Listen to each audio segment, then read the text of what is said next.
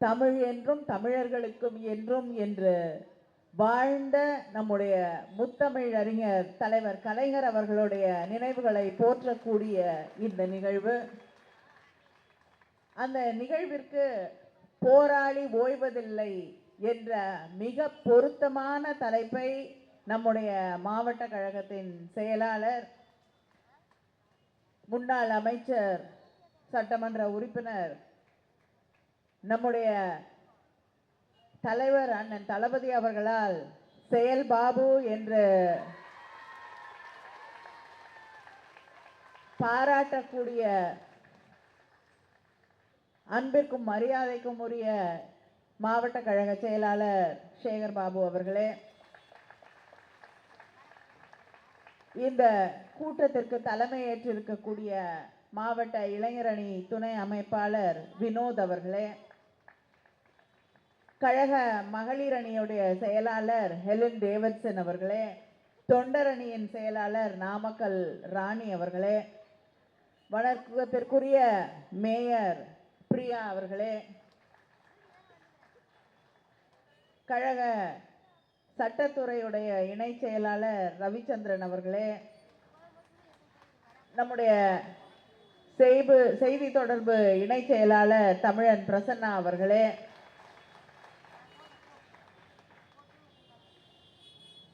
சரிதா மகேஷ்குமார் அவர்களே, நாதன் அவர்களே, ராஜேஸ்வரி ஸ்ரீதர் அவர்களே, சுதா தீனதயாளன் அவர்களே, புரசை ஜி தாமோதரன் அவர்களே, உமாகாந்த் அவர்களே, நன்றி உரை வழங்க இருக்கக்கூடிய மனோகர் அவர்களே, பாலு அவர்களே, இந்த நிகழ்ச்சியிலே கலந்து கொண்டு இருக்கக்கூடிய திராவிட முன்னேற்ற கழகத்தின் மூத்த முன்னோடிகளே, முன்னணி செயல் வீரர்களே, சகோதரிகளே, சகோதரர்களே, நம்முடைய அன்பு தலைவர் கலைஞர் அவர்களுடைய உயிரினும் மேலான அன்பு உடன்பிறப்புகளே, உங்கள் அத்தனை பேருக்கும் என்னுடைய வணக்கத்தை, நன்றியை, வாழ்த்துக்களை தெரிவித்துக் கொள்கிறேன். நம்முடைய மாவட்ட கழகத்தின் செயலாளர் அவர்கள், அவர் ஒரு ஓயாத போராளி.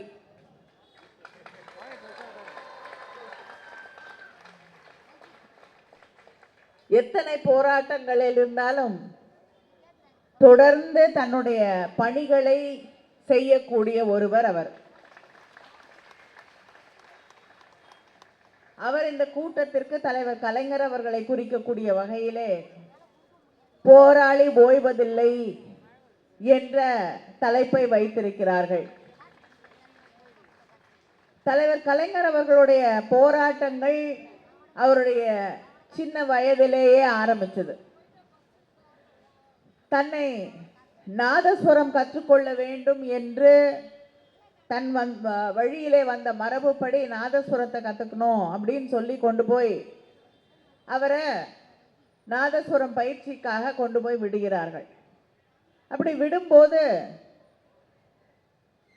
அவர் பக்கத்தில் இருக்கக்கூடியவர்கள் எல்லாம் தோல்ல இருக்கக்கூடிய துண்டை எடுத்து யாராவது பெரிய மனிதர்கள் வரும் பொழுது இடுப்பிலே கட்டி கொள்வதை பார்த்து, இதையெல்லாம் நான் செய்ய முடியாது, அதனால எனக்கு நாதஸ்வரமும் வேண்டாம், ஒன்றும் வேணாம், நான் சுயமரியாதையோடு இருக்க வேண்டும் என்று போராட்டத்தை தொடங்கியவர் அவர்.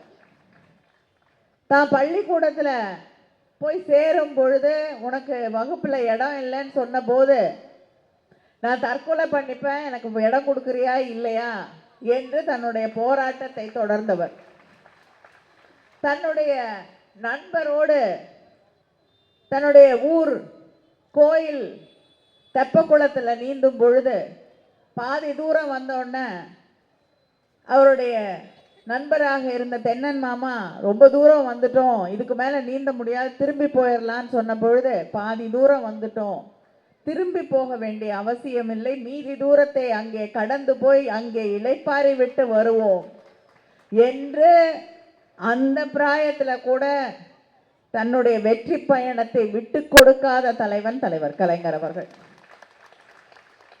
ஆட்சி பொறுப்பில் 13 ஆண்டுகள் இல்லை, ஆனால் கழகத்தை கட்டுக்கோப்பாக நடத்தி காட்டி மறுபடியும் ஆட்சி பொறுப்பிற்கு கொண்டு வந்த தலைவர் கலைஞர் அவர்கள். இந்த நாட்டிலேயே எமர்ஜென்சியை எதிர்க்க யாரும் துணியாத பொழுது அதை எதிர்த்த தலைவர்கள் எல்லாம் வந்து அடைக்கலமாக புகுந்த இடம் தமிழ்நாடு. தலைவர் கலைஞர் ஆட்சி செய்த தமிழ்நாடு. நீங்க எமர்ஜென்சியை ஏத்துக்கோங்க, மிஸ்ஸாவை ஏத்துக்கோங்க, உங்களுடைய ஆட்சியை நீட்டித்து தருகிறேன் என்று சொன்னபோது இந்த நாட்டின் ஜனநாயகம் எனக்கு முக்கியம், ஆட்சி பொறுப்பில்லை என்று எதிர்த்து நின்று ஆட்சி பொறுப்பை இழந்து சொல்லொடாத கொடுமைகள், தன்னுடைய மகனை சிறைக்கு அனுப்புவதிலிருந்து எத்தனை கொடுமைகளை சந்தித்த இயக்கம் தலைவர் கலைஞர் அவர்கள்.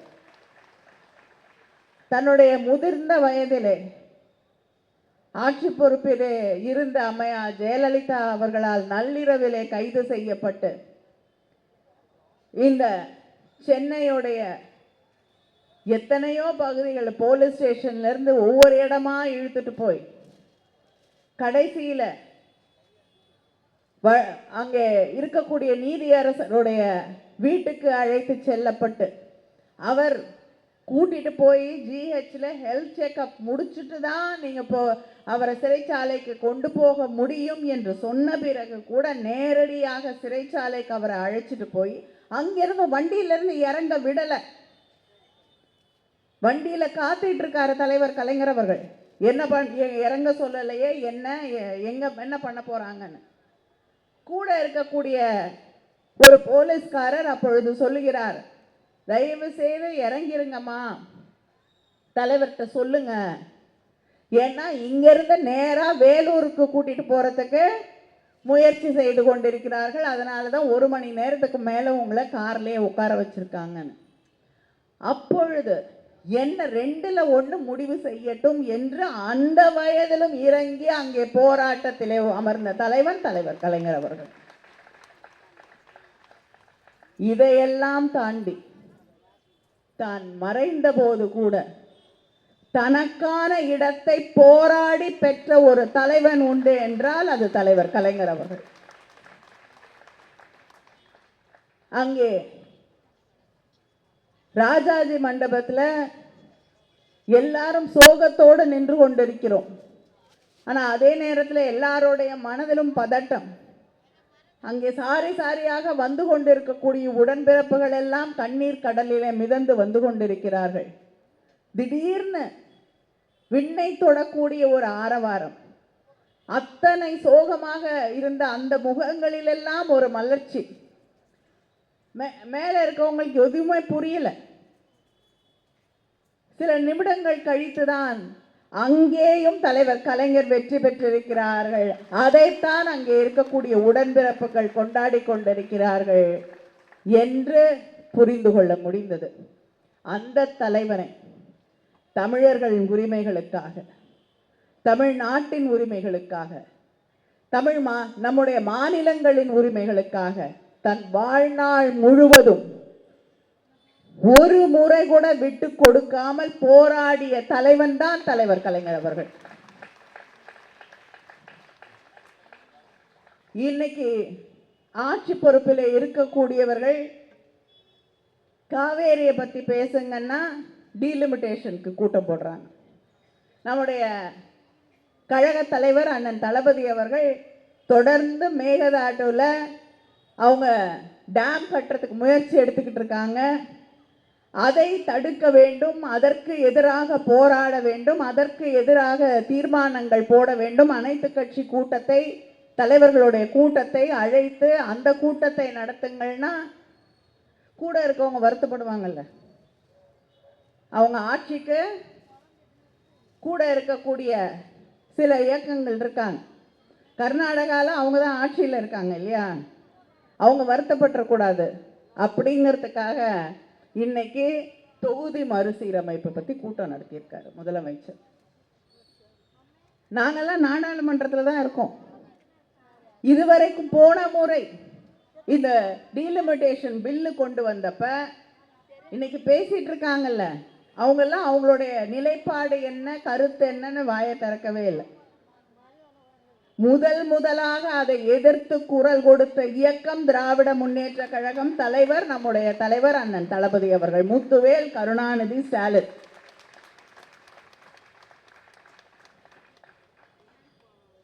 பஞ்சாப்ல இருக்க முதலமைச்சர், கர்நாடகாவில் இருக்கக்கூடிய டெபுட்டி சிஎம், கேரளாவுடைய முதலமைச்சர், ஒடிசால இருக்கக்கூடிய முதலமைச்சர் என்று 5 முதல்வர்களை அழைத்து, சில எதிர்கட்சி தலைவர்களையும் அழைத்து சென்னையிலே கூட்டம் நடத்தி ஃபேர் டீலிமிட்டேஷன், நியாயமான டீலிமிட்டேஷன் கொண்டு வரப்பட வேண்டும் என்று கூட்டத்தை நடத்தி தீர்மானத்தை போட்ட தலைவர் நம்முடைய தலைவர் அண்ணன் தளபதி அவர்கள். அதே போல சட்டமன்றத்திலே தீர்மானத்தை கொண்டு வந்து அனைத்து கட்சிகளையும், சில கட்சிகள் எதிர்த்தாங்க, பிஜேபி வெளியில் ஏற்றுக்கல, ஆனா தீர்மானத்தை நிறைவேற்றியது திராவிட முன்னேற்ற கழக ஆட்சியில். தேர்தல் நடந்துகிட்டு இருக்கு, அந்த நேரத்தில் கூட எல்லா நாடாளுமன்ற உறுப்பினர்களும் தேர்தல் பணியில் ஈடுபட்டு இருக்கிறோம். இதை எதிர்த்தாக வேண்டும் என்று எங்களை எல்லாம் டெல்லிக்கு அனுப்பி அதை எதிர்த்து ஓட்டு போட வைத்து அதை தோற்கடித்து காட்டிய இயக்கம் திராவிட முன்னேற்ற கழகம். நாங்க எங்க கருத்துக்களை மாத்திக்கல. தமிழ்நாட்டுக்கு எந்த காலகட்டத்திலையும் எந்த காரணத்தாலையும் நமக்கு இருக்கக்கூடிய பிரதிநிதித்துவம் குறைந்துவிடக் கூடாது என்பதுதான் திராவிட முன்னேற்ற கழகத்தின் நிலைப்பாடு. மக்கள் தொகை தமிழ்நாடு, கேரளா, ஹரியானா, பஞ்சாப் போன்ற மாநிலங்கள்ல எல்லாம் குறைஞ்சிருக்கு.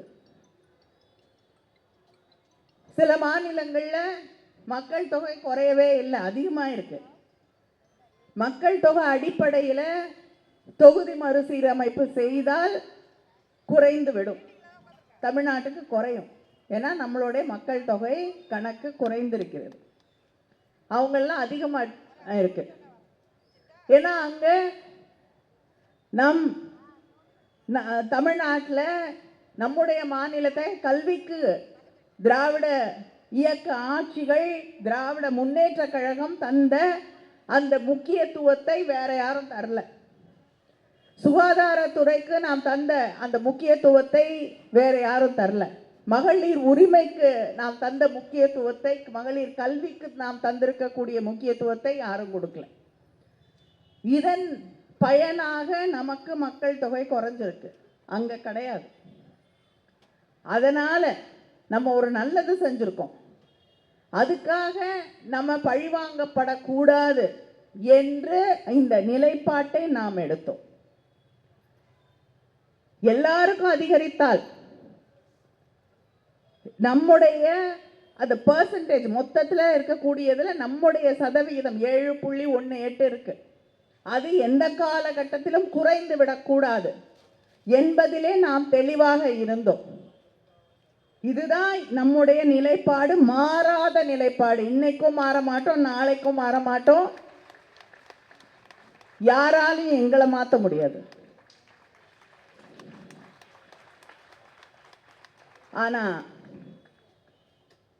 ஒரு பில்லு தோற்கடிக்கப்பட்டு விட்டது, நாங்க மாத்தி கொண்டு வரோம். எல்லாரும் கேட்கக்கூடிய மாற்றங்களை எல்லாம் செய்து கொண்டு வருகிறோம் என்று ஒன்றிய அரசாங்கம் சொல்லுகிறது. ஆனா பில் இது வரைக்கும் வரல. அதுல என்ன மாற்றங்கள் செஞ்சிருக்காங்கன்னு யாருக்கும் தெரியாது. எந்த கட்சியையும், திராவிட முன்னேற்ற கழகம் உள்பட யாரையும் அழைச்சு பில்லு கொண்டு வர போறோம், இன்னும் 4 நாள் தான் இருக்கு பார்லிமெண்ட், கொண்டு வரப்படும், நீங்க உதவி செய்யுங்க, நீங்க இந்த பில்லை பாருங்கன்னு யாரும் பார்க்கல. அப்படி பில்லையும் பார்க்கல. அவங்க பில்லை மறுபடியும் அந்த மசோதாவை கொண்டு வர போறாங்களா இல்லையான்னு யாருக்கும் தெரியாது. கொண்டு வரதற்கான வாய்ப்புகளே கிடையாது. இப்படி இருக்கக்கூடிய சூழல்ல எங்களுக்கு தெரிஞ்சு அழைத்து பேசி இருக்கிறார்கள் என்றால் காங்கிரஸோடைய எதிர்கட்சி தலைவரை அழைத்து பேசி இருக்கலாம் இதை பத்தி. ஆனால் எங்க யாருக்கிட்டையும் பேசல. அப்படி இருக்கக்கூடிய சூழல்ல பில் வரப்போகுது. எப்ப மேகதாது பிரச்சனை, விவசாயிகள் பாதிக்கப்பட்டிருக்கிறார்கள், அங்கே வாடிக்கொண்டிருக்கிறார்கள் என்று விவசாயிகள் போராடி கொண்டிருக்கக்கூடிய இந்த நேரத்தில் கூட இருக்கவங்க வருத்தப்படக்கூடாது என்ற ஒரே காரணத்திற்காக காங்கிரஸ் வருத்தப்படக்கூடாது என்ற ஒரே காரணத்திற்காக திசை திருப்புவதற்காக இன்னைக்கு டீலிமிட்டேஷன் பத்தி ஒரு கூட்டத்தை இன்னைக்கு இருக்கக்கூடிய ஆட்சி நடத்தி இருக்கிறது. கூட்டத்தை நடத்துறாங்க. எத்தனை பேர் போனாங்க? 37 எம்பிக்கள் போகல, 19 பேர் தான் போயிருக்காங்க. இப்படி யாருமே கலந்து கொள்ளாத ஒரு கூட்டத்தில் என்ன முடிவுகளை எடுத்திருக்கீங்க? இதுவரைக்கும் அரசு என்ன முடிவு எடுத்தது, என்ன கூட்டத்தில் தீர்மானம்னு யாரும் தெரிவிக்கல. முதலமைச்சர் பத்திரிகையாளரை சந்திக்கிறது இல்லை, அதனால தெரியறதுக்கு வாய்ப்பும் இல்லை, வேற யாரும் சொல்ல. மற்ற தலைவர்கள்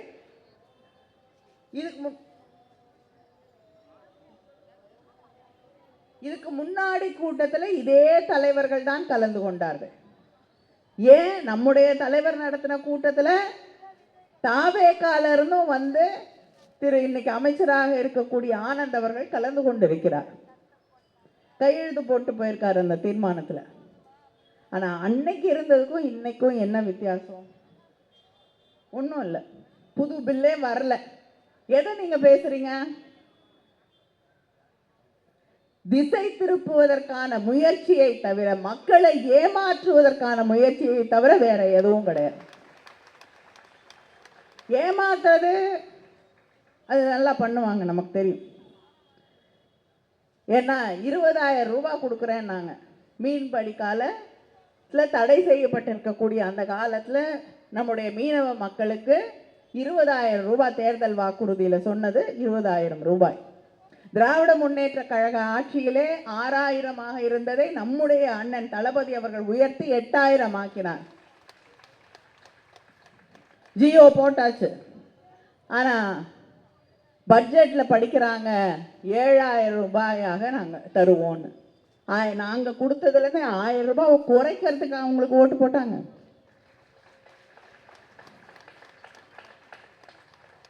இப்படி எல்லாமே பரந்தூர்ல ஏர்போர்ட் கட்டக்கூடாதுன்னு சொல்றீங்க.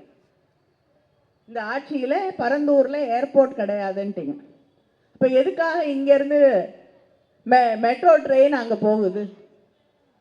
அந்த ப்ராஜெக்ட் அப்படியே இருக்குமா, ஆனா ஏர்போர்ட் கிடையாதான். இது ரெண்டுத்துக்கும் இருக்கக்கூடிய அர்த்தம் என்ன? பட்ஜெட்டை கஷ்டப்பட்டு படிக்கிறாங்க, ஆனா படிச்சு பார்த்துட்டு பட்ஜெட்டை எழுதினாங்களான்னு எனக்கு தெரியல.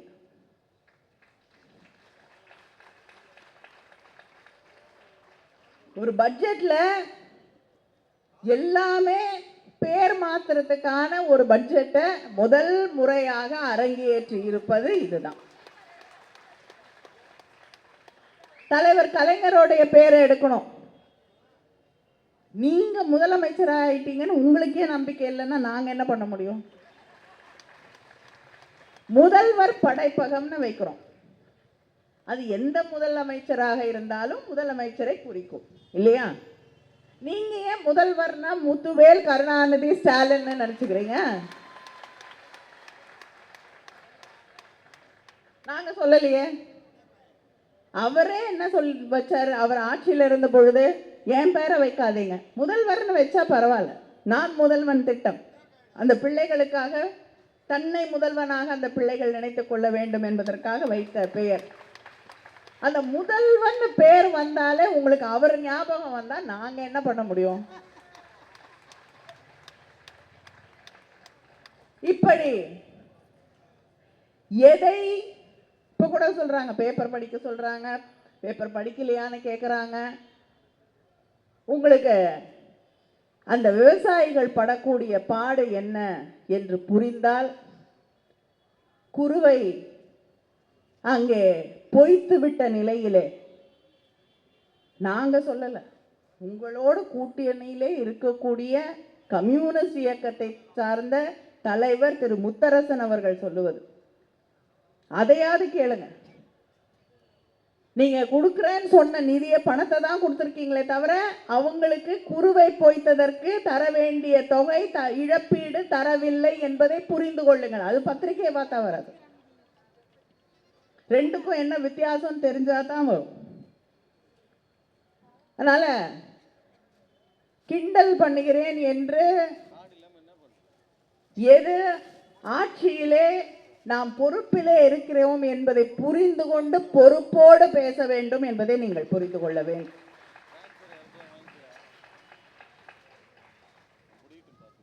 எனக்கு அரசியல்லாம் பேச விருப்பம் இல்லை.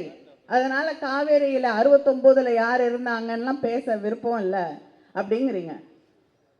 பேசுங்கள். நான் உறுதியாக சொல்லுகிறேன், தலைவர் கலைஞரை விட, திராவிட முன்னேற்ற கழகத்தை விட இந்த விவசாயிகளுக்காக குரல் கொடுத்த தலைவன் வேறு யாரும் இருக்க முடியாது, இருந்தது கிடையாது.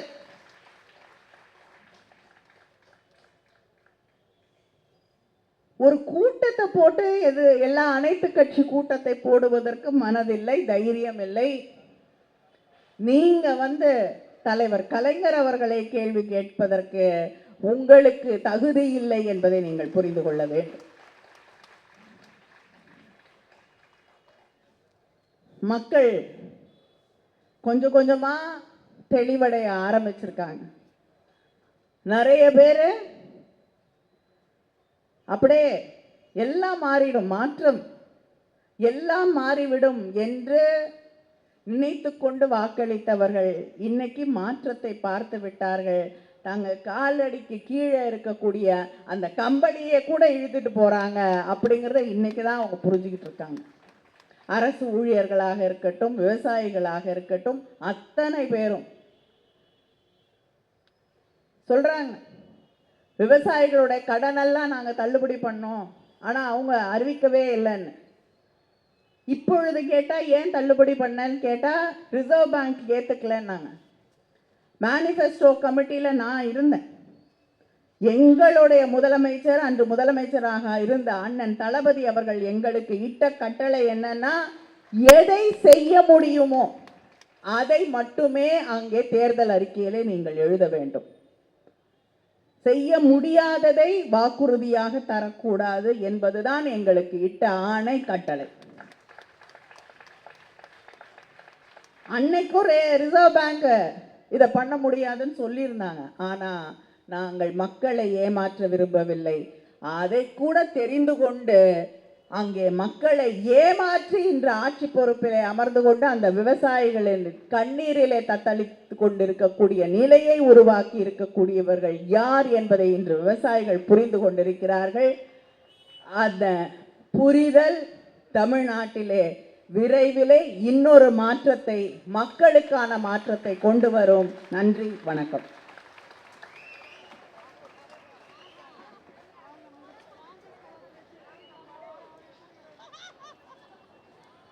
கழக தலைவர் முத்தமிழறிஞர். இந்த கூட்டத்திற்கு கூட ஒட்டுமொத்தமாக இந்த பகுதியில் முழுவதுமாக மின்சாரத்தை தடை செய்திருக்கின்றார்கள். முழுவதுமாக இந்த பொதுக்கூட்டம் நடைபெறுவது ஜெனரேட்டர் மூலமாகத்தான் நடைபெறுகிறது என்பதை தெரிவித்துக் கொண்டு, தடைகள் பல உண்டென்றால் அதை தகர்த்தெறிகின்ற திடந்தோள்களும் எண்ணங்களும் திராவிட முன்னேற்ற கழகத்திற்கு உண்டு என்பதை நிரூபித்திருக்கின்றோம். இந்த கூட்டத்தை சிறப்போடு ஏற்பாடு செய்த அன்பு தம்பி வினோத் அவர்களுக்கு நம்முடைய கழக துணை பொதுச்செயலாளர் அவர்கள் பொன்னாடை அணிவித்து கௌரவிப்பார்கள். அதேபோல் இந்த நிகழ்விற்கு உடனிருந்து தோள் கொடுத்திருக்கின்ற பகுதி கழக செயலாளர்கள் அன்பிற்கினிய வேலு அவர்களுக்கு துணை பொதுச்செயலாளர் அவர்கள் சால்வணி பொன்னாடை அணிவிப்பார்கள். அதைத் தொடர்ந்து மற்றொரு பகுதி கழக செயலாளர் அன்பிற்கினிய அருமை தம்பி நம்முடைய சுதா அவர்களுக்கு தானா தெருவென்றால் திராவிட முன்னேற்ற கழக கூட்டங்கள் கலைஞர் காலம் தொட்டு நடைபெறுகின்ற கூட்டங்களை வடிவமைத்துக் கொண்டிருக்கின்ற இந்த வட்டக்கழகத்துடைய வட்ட செயலாளர் அருமை அண்ணன் மனோகர் அவர்களுக்கு நன்றி, வணக்கம்.